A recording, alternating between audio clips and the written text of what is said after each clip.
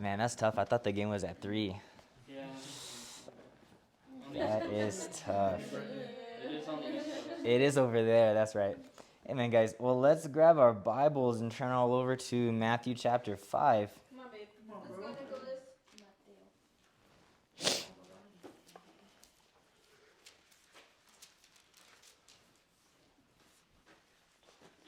I just found some of my breakfast in my Bible. That's not good. In verse 43, it says, "You have heard that it is said, 'Love your neighbor and hate your enemy.' But I tell you, love your enemies and pray for those who persecute you, that you may be sons of your Father in heaven. He causes his sun to rise on the evil and the good, and sends rain on the righteous and the unrighteous. If you love those who love you, what reward will you get? Are not even the tax collectors doing that? And if you greet only your brothers, what are you doing more than others? Do not even pagans do that? Be perfect, therefore, as your heavenly Father is perfect." I remember the first time reading this passage, and it kind of freaked me out. And I was like, wait a second. I thought the Bible said, like, we're not perfect, and, like, we can't be perfect, and that, like, Jesus is perfect, and, like, that's why us and, like, God, we're cool, you know? But it says, be perfect, therefore, as your heavenly Father is perfect.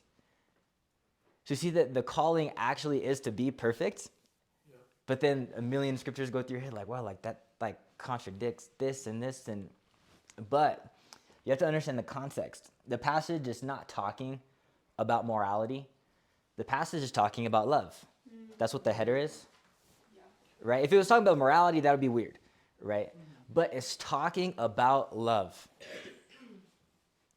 An amazing thing, you have to turn there, we'll go there later, but in 1 John 4:16, it says that God literally is love. It says God is love. Whoever lives in love lives in God, and God in them. So if God is love embodied, right?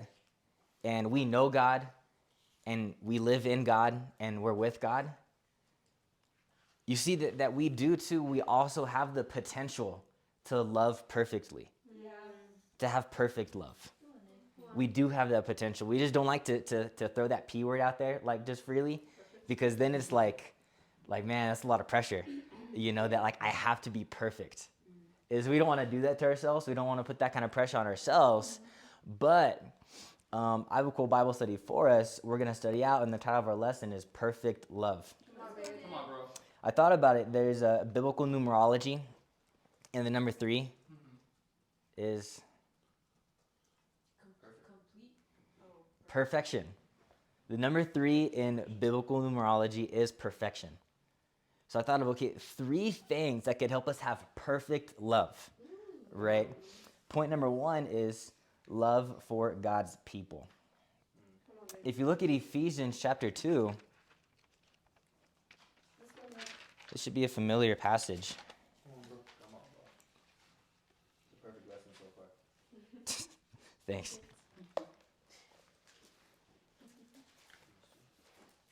Ephesians chapter 2.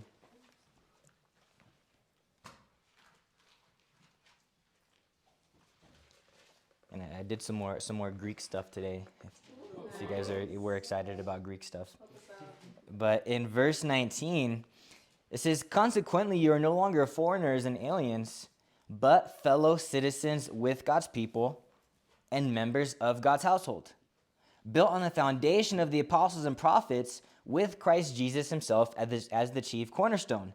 In him, the whole building is joined together and rises to become a holy temple in the Lord. And in him, you too are being built together to become a dwelling in which God lives by his Spirit." So 2 words that stuck out to me that I went and looked into further were God's household and fellow citizens, right? And I'm like, man, those are, like, oddly specific and, like, very different from each other. And I thought about it. Generally, there are 2 different types of people.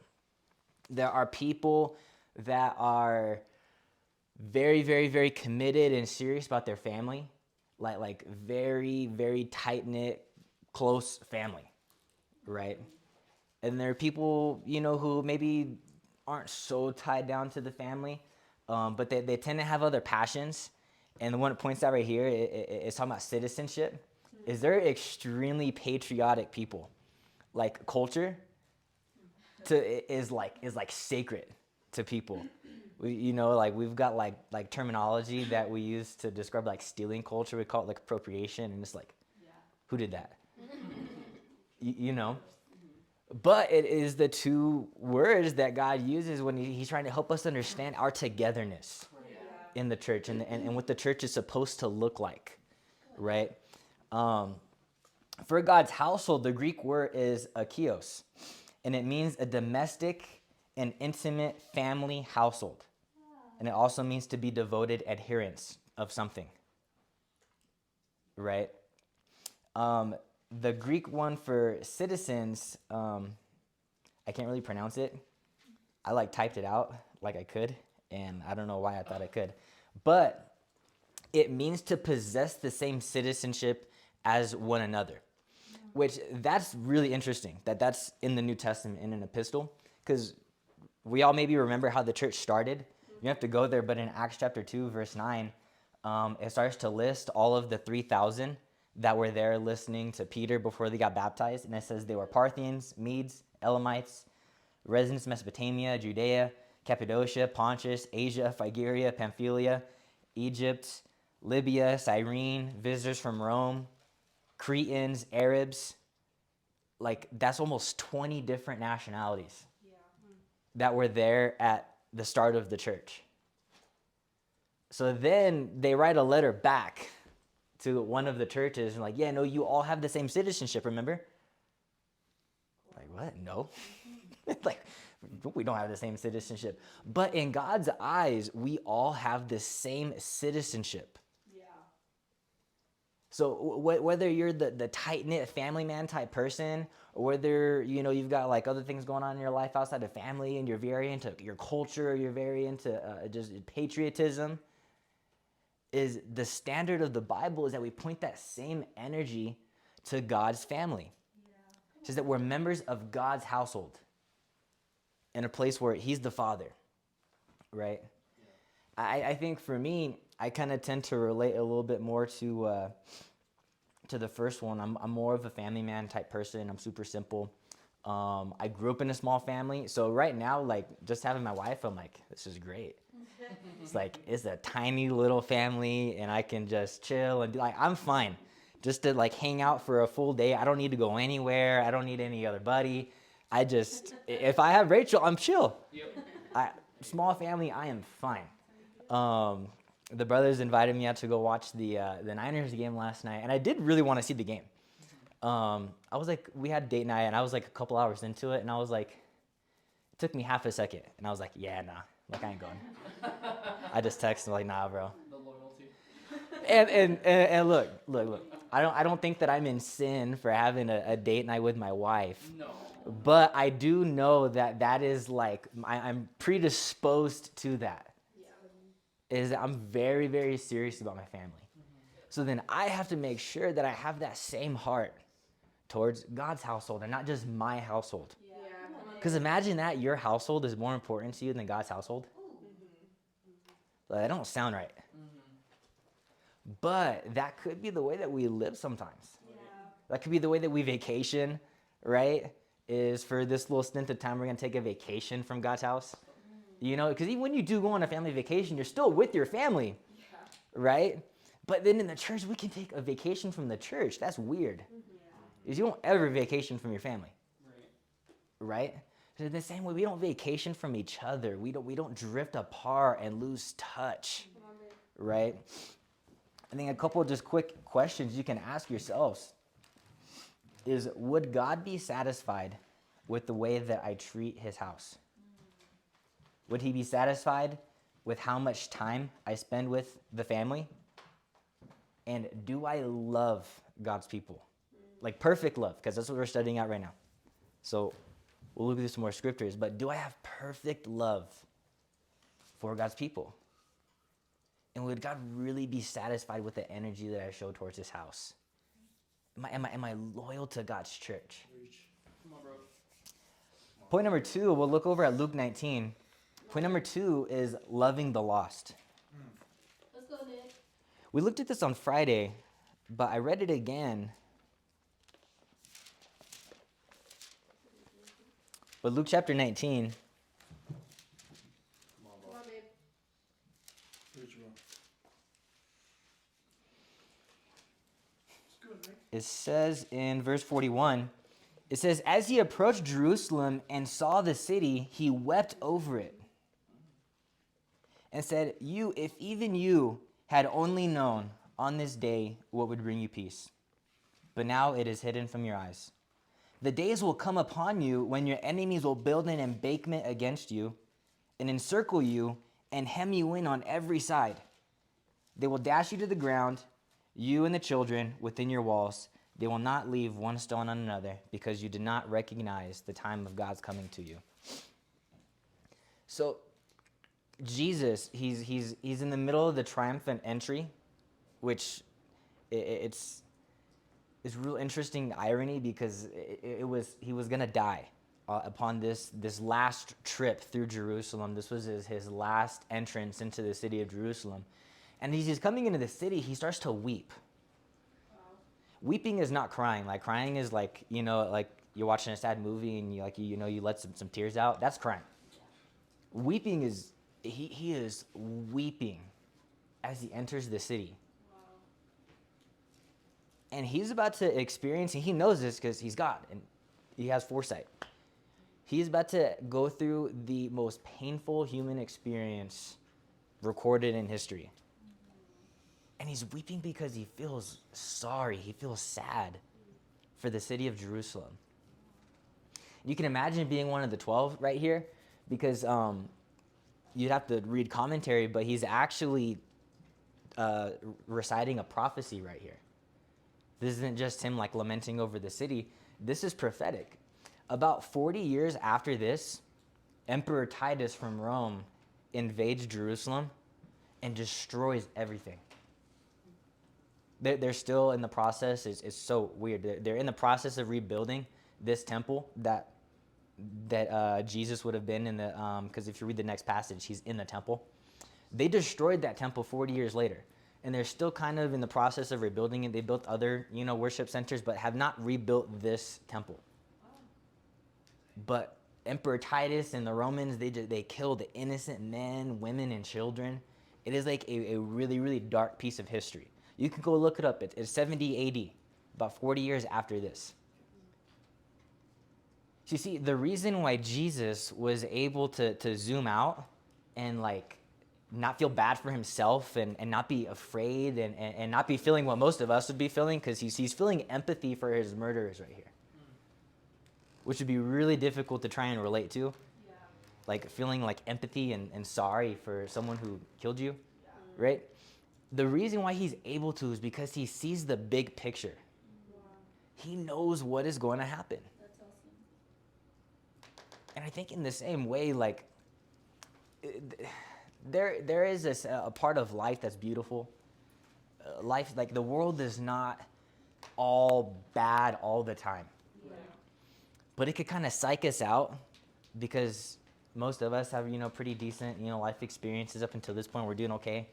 We're in, cozy Laramie, Wyoming, and you know what I mean? All close together and whatnot.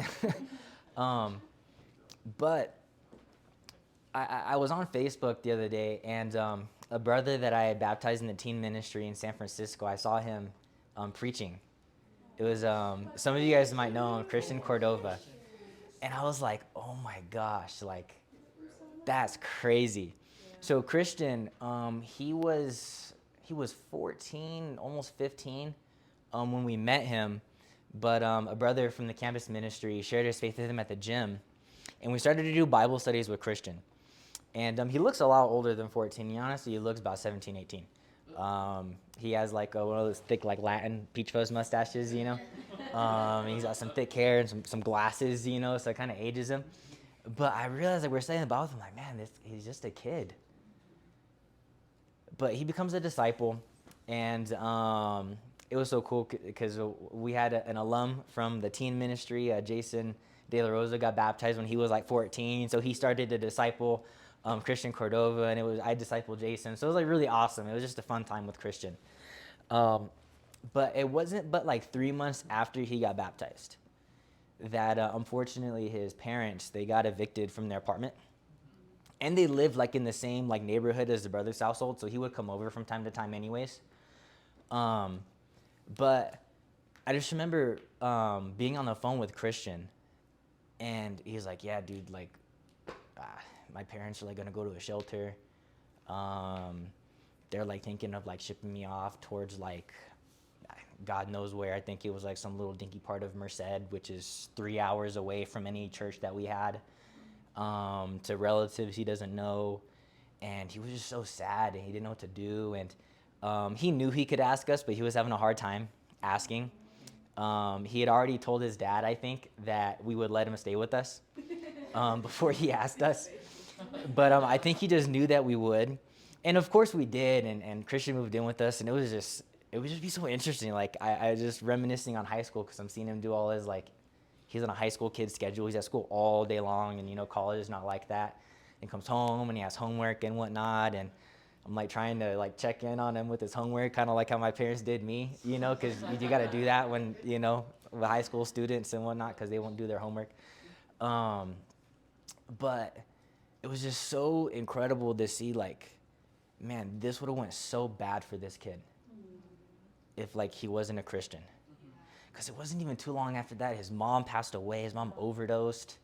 And his dad, like, it was really weird, actually. I got like his dad butt dialed me the other day.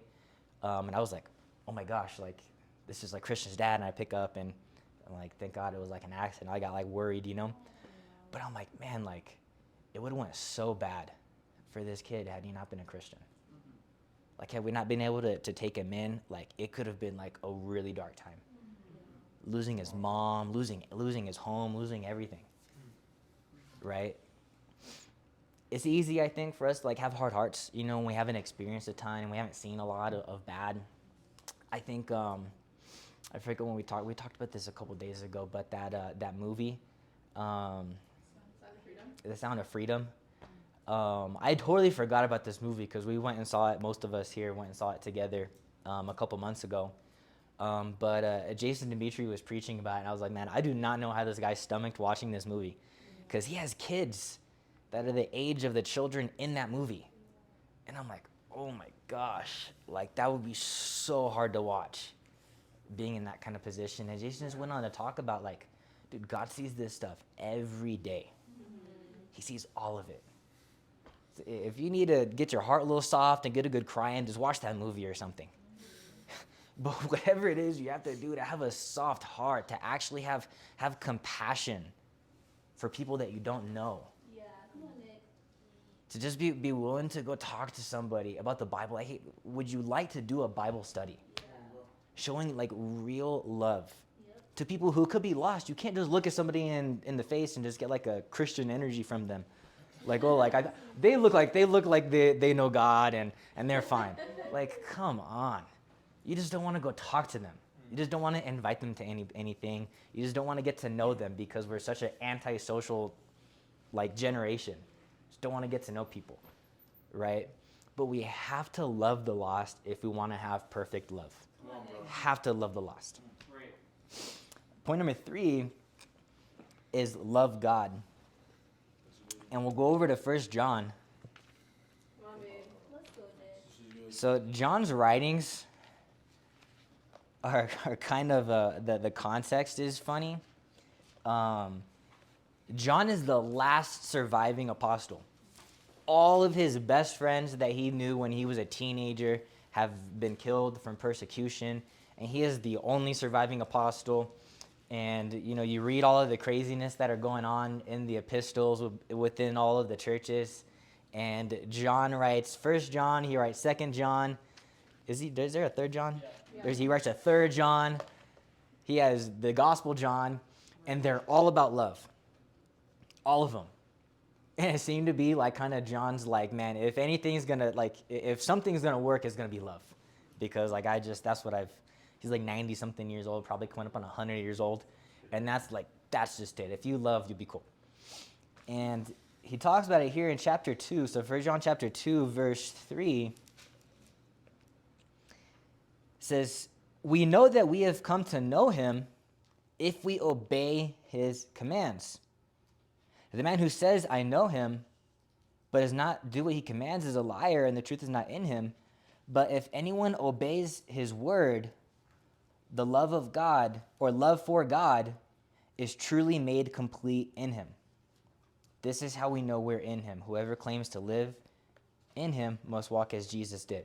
So it says, the way that you know that love for God is in somebody is, do they obey God? That's like the simplest acid test that you could ever experiment with. If you obey God, you love him. And that's John's perspective, right?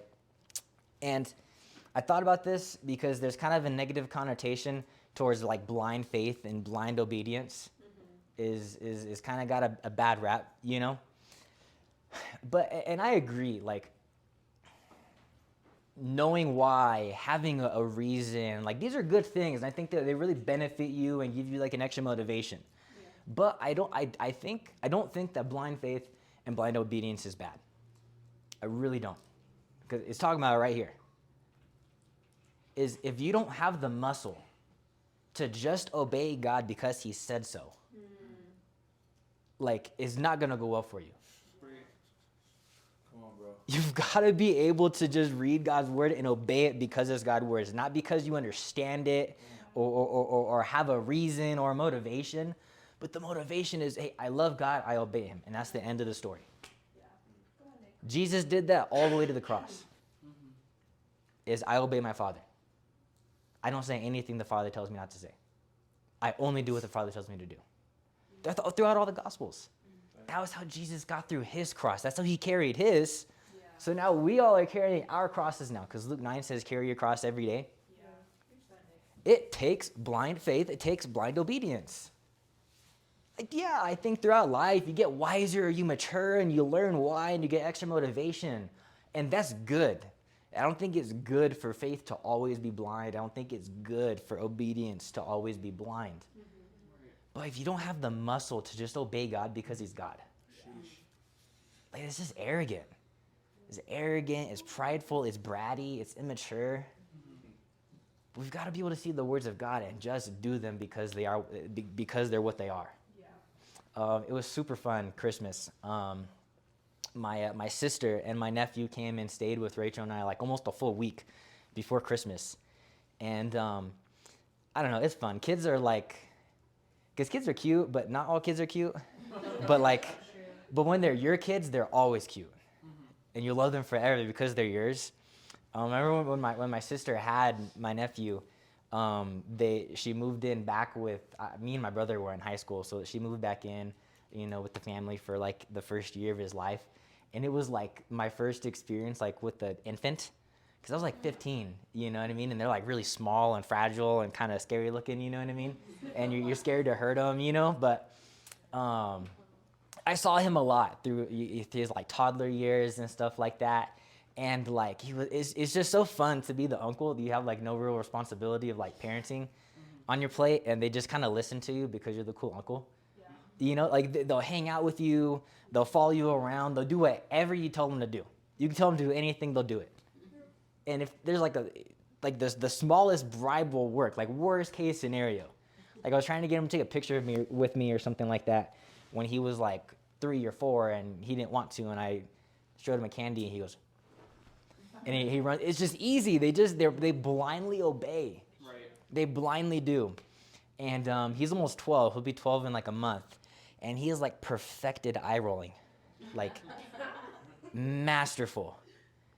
I'm like, what the heck? Like, he doesn't want to listen, like, just for the fun of it. Just for the fun of, like, doing the opposite of, like, what you asked him to do, he'll do it. And I'm like, this kid doesn't love me anymore or something, And obviously, like, that's not true. But it helps us to understand, though, and kind of, like, imagine, like, being in God's shoes, like, fathering, like, a infinite amount of children in us. Yeah. And then for no reason at all, like just totally unsolicited, unwarranted disobedience because they don't know or because they're not sure. Like, it's just weird to like, man, I'll obey God when I understand. Or like when I have more faith, when I have more motivation, I'll obey. Like we can't be like that kind of child of God. You got to be. I always pray, God, I want to be a good son to you. I just want to be a good son. I want to be a good child. I think some people get like more into different stages, like, oh, like I want to be like a man of God, you know. Or like I want to be like a warrior for God. Like give me all your hardest battles, God. I saw those Facebook posts. I'm like, that's weird. But I'm like, yeah, that's cool. We got to be men and women of God. We got to be warriors for God and prayer warriors and all that. But at the end of the day, you're still a child. Yeah. No matter how old you get, 90 years old, you're still a child of God. You're still a baby in God's eyes. You're still his child. And blind obedience, just obeying God because he said so, is a muscle that you and I have to have. Yeah. Have to have it if we want to have perfect love. Come on, Nick. If you turn the page, 1 John chapter 4, we'll start to close out here Come on, babe. Come on, bro. Come on, bro. before we take communion. I referenced this passage earlier. We're going to start in verse 7.